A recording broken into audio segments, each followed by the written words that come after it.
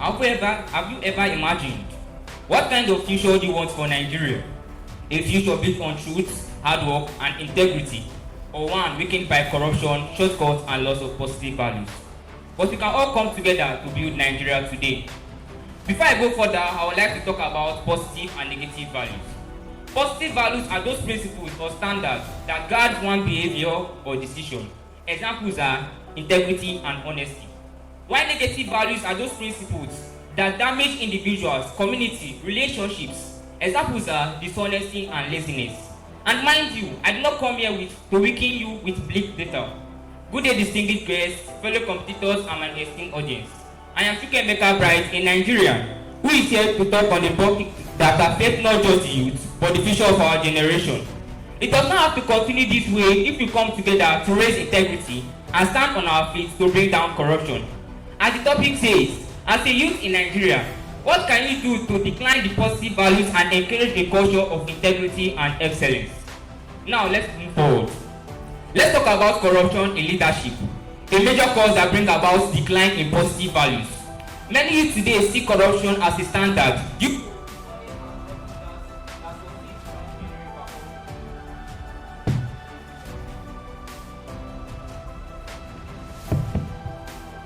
Now let's talk about corruption in leadership, a major cause that brings about decline in positive values.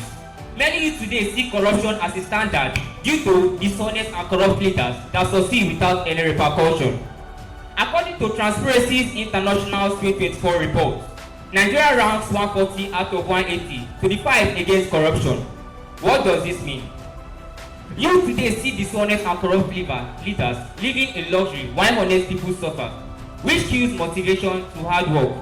Corrupt leaders set bad examples to the young one who start to think corruption is smart in Nigeria.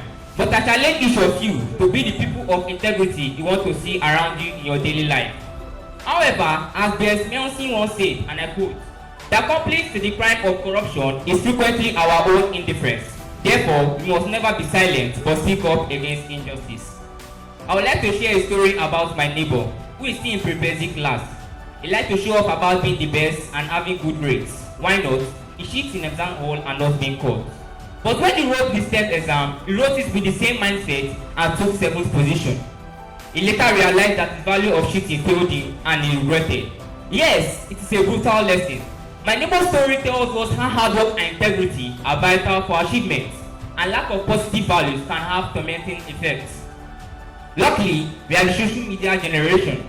We can start creating useful content that encourages positive values like stories, education, community services, campaign against internet fraud, and motivate others to do what is right.